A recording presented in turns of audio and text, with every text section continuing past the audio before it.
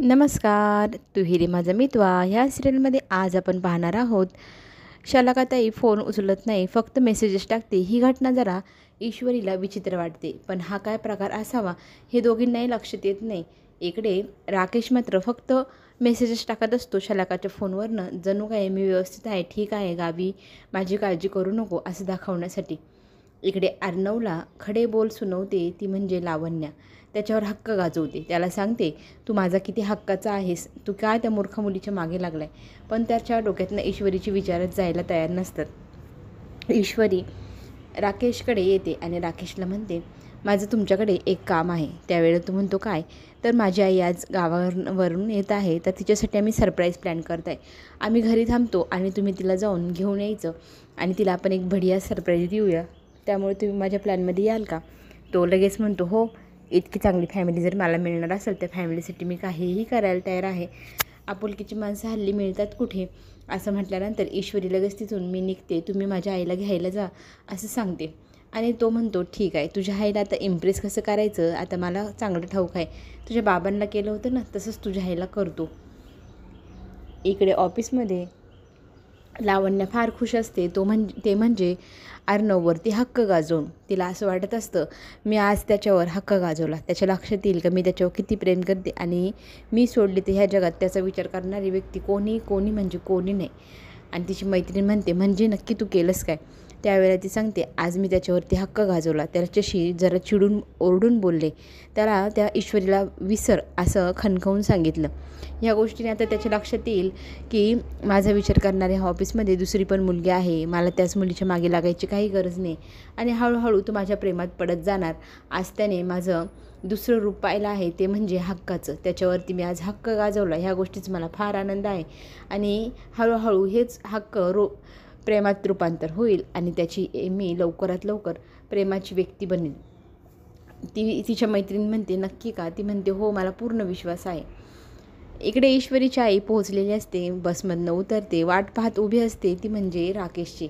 इतका वेळ होऊन गेला तरीही तू तिथे आलेला नाही, त्यामुळे ती काळजीत असते. राकेश मात्र तिची मजा घेत असतो, तिला तरमळत उभं उन्हात केलेलं असतं आणि त्याचा नवीन प्लॅन इथूनच सुरू होतो.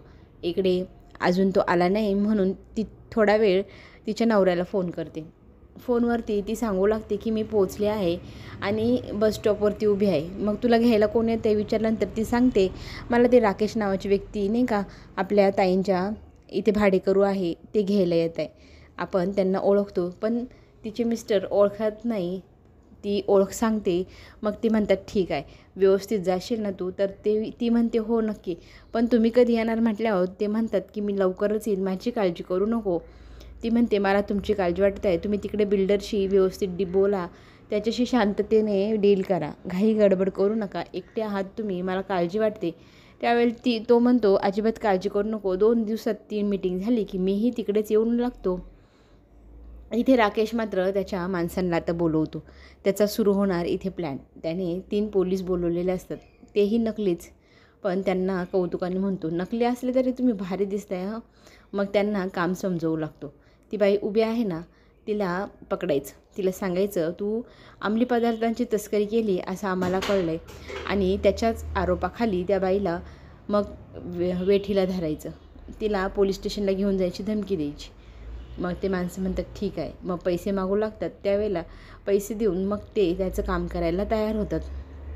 पुढे ती उभी असते तिच्या बाजूने, मग ती गाडी येऊन तिच्या बाजूला येऊन उभी असते. पोलीस खाली उतरतात, त्या बाईला विचारू लागतात तुम्ही आत्ताच इंदोरमधल्या बसने आलात ना. त्यावेळेला ती म्हणते हो. मग ते म्हणतात आम्हाला कळलं आहे, इंदोरच्या एका बसमध्ये एक बाई तुमच्यासारखीच तस्करी करत आहे, ती म्हणजे अंमली पदार्थांची, त्यामुळे आम्हाला तुमच्यावर संशय आहे आणि तुमचं तिकीट दाखवा म्हटल्यावर ती तिकीट दाखवते आणि हवं तर तुम्ही माझ्या बॅगची झरतीही घ्या, मी असलं काही केलेलं नाही. पण पोलीस जरा तिच्याशी जोरातच बोलू लागतात, ती घाबरून जाते. ते म्हणतात तुला आता पोलीस स्टेशनला यावं लागेल आणि चौकशीसाठी तुला आम्ही ताब्यात घेतो. हे ऐकल्यावर ती जरा भांबवून जाते आणि ती म्हणते हे बघ माझ्याकडे तिकीट पण आहे, माझी काय दोष, मी त्या बसमधनं आले आणि जे काही असेल तर तुम्ही माझ्याशी बोलून घ्या ना, मला डायरेक्ट तुम्ही पोलीस स्टेशनला कसं नेऊ शकतात, हा कुठला न्याय, कुठला प्रकार हा तुमचा, असं म्हणत ती तिथे बोलत असते. आता राकेश म्हणतो चला आपली चांगुलपणाची बाजू दाखवायची वेळ आली असं म्हणत तो पुढे 2 पावलं टाकतो. तितक्यात त्याला समोरून अर्णवची गाडी येताना दिसते.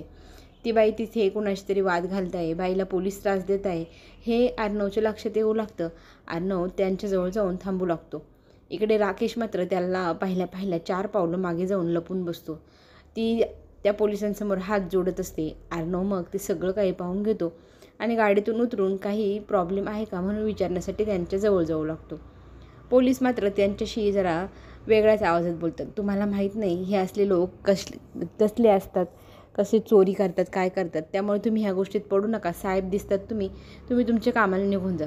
पण ती बाई सगळ्या जनतेला तिथे सांगत असते, एका निर्दोष बाईला हे पोलीस असं करताय आणि तुम्ही काहीच कुणी बोलत नाही माझ्या बाजूने, माझं काय चुकलं असं म्हटल्यानंतर अर्णवला जरा वाईट वाटतं. अर्णव पुन्हा तिथे थांबतो आणि त्यांना विचारू लागतो, नक्की काय झालं आहे तेवढं तर सांगू शकतात ना. मग आम्हाला तस्करी केल्याचा संशय आहे. संशय? फक्त संशयावरती तुम्ही एखाद्या व्यक्तीला असं की पोलीस स्टेशनला नाही नेऊ शकत. मी SP सरांशी बोलतो आणि जर तुम्हाला संशय आहे तुम्ही बॅगची झडती घ्या. ती खोटं बोलत असेल तर तिला मारा, पकडा. तुम्ही निर्दोष बाईला असं त्रास नाही देऊ शकणार. पोलीस म्हणतात, नाही तुम्ही तुमचं काम पहा. पण आता पोलिसांसमोरच त्यांनी SPला फोन लावलेला असतो. ते तिघंही घाबरतात आणि तिथनं ते साहेब राहू द्या पण SP सरांशी तुम्ही बोलल्याशिवाय मी तुम्हाला जाऊ देणार नाही. अर्णव त्यांना धमकी देतो.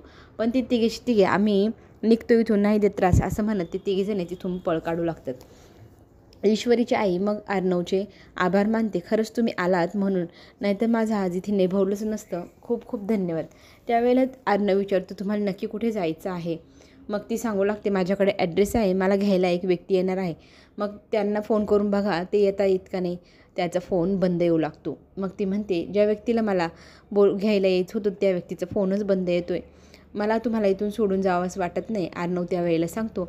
आणि पण ती म्हणते, मला तुम्हाला त्रास द्यावा वाटत नाही. कसं वाटतं ते? आधीच तुम्ही माझी मदत केली आणि पुन्हा तुमच्याकडनं मदत घ्यायची. तो म्हणतो, अनोळख्या नका समजू, हवं तर माझ्यावर विश्वास ठेवा. मी तुम्हाला योग्य ठिकाणी तुमच्या पत्त्यावर नेऊन सोडतो. ती नाही म्हणत तिला बरोबर कन्व्हिन्स करतो अर्णव आणि तिला गाडीमध्ये मग सामानासकट बसायला सांगतो. तिला गाडीत खूप मदत केली अर्णवने. हे पाहून ती ईश्वरीच्या आईला फार छान वाटतं. राकेशच्या हातातून मात्र संधी निघून गेली ह्या गोष्टीचा त्याला खेद असतो. घरी आजी कधी आपली ज्योतिषी येणार म्हणून सतत वाट पाहत असते. तिची टिंगलटवाळी करायला तिथे मामा येतात आणि आजी आणि त्यांच्यामध्ये दोघांमध्ये बोलणं सुरू होतं. खरं तर गुरुजींची मी खरंच वाट पाहत आहे. लवकरच अर्णवच्या आईचं वर्षश्राद्ध येत आहे. दरवर्षीप्रमाणे ह्या वर्षीही करावं लागेल. गुरुजी ह्या वेळेला आले नाही. पंचांगात काही दोष आहे, काही मुहूर्त नाही, असं काहीतरी असेल का म्हणून गुरुजी येत नाही. मला इथे कुठल्याही गुरुजीवर विश्वास नाही. मला इंदूरवालेच गुरुजी लागतात, माहिती आहे ना. असं म्हणत ती गुरुजींची वाट पाहत असते. इकडे आपण आईची छान प्रकारे स्वागत करण्याची तयारी करून ठेवली, पण अजूनही आई आलेली नाही. एवढा वेळ का लागतोय म्हणून तिथे दोघीजणी बहिणी बोलत असतात. मात्र बाहेर अर्णव गाडीतनं घेऊन आलेला असतो ईश्वरीच्या आईला. नकळतपणे त्याच घरासमोर येऊन गाडी थांबते आणि आता इथे नक्की कुठल्या रूममध्ये त्या मावशींना जायचे विचार करू लागतो. इकडे वल्लवी तिची दुसरी प्लॅनिंग सुरू केली आहे. तिने ईश्वरीची अशी पत्रिका बनवायची जी अर्णवशी मॅचच होणार नाही. तिचा प्लॅन खरं तर मामांच्या थोडं लक्षात येऊ लागला आहे. मामा तिला जाब विचारतात, हल्ली तू फोनवरती फार बोलत असते. ईश्वरी ही ऑफिस सोडून गेलेली आहे आणि तुझं ऑफिसमध्ये सतत कॉल करणं, तिथल्या लोकांशी कॉन्टॅक्ट ठेवणं हे जरा विचित्र आहे. वल्लवी, तुझं नक्की काय चाललं आहे असं मामा विचारू लागतात. त्यावेळेला वल्लवी म्हणते, तुम्हाला काय करायचं आहे तुम्ही तुमच्या कामाशी काम ठेवायचं. पण आता मामा चिडतात. 15 वर्षापूर्वी तू खूप लोकांच्या जिंदगीशी खेळली, त्याचे परिणाम आजपर्यंत भोगत आहे.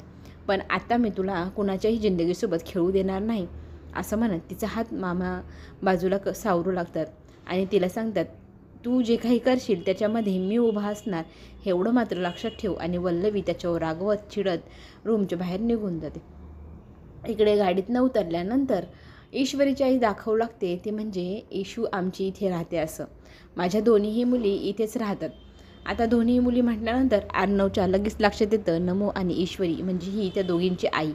हे लक्षात आल्यानंतर त्याला खूप मोठा धक्का बसतो. ईश्वरीची ही आई आहे हे त्याला कळतं. सामान घेऊन अगोदर पुढे गेलेल्या अर्णवला छान प्रकारे इशू स्वागत करून वेलकम आई असं म्हणू लागते. डोळे बंद करून तिला फूल देते आणि अर्णव नकळतपणे तिच्या हातातनं ते फूल घेतो. ती डोळे उघडून पाहते तर समोर अर्णव. पुढे जे काही होणार मजेशीर घटना ते पाहण्यासाठी आपण चॅनलला नक्की सबस्क्राईब करा. पुन्हा भेटू. धन्यवाद.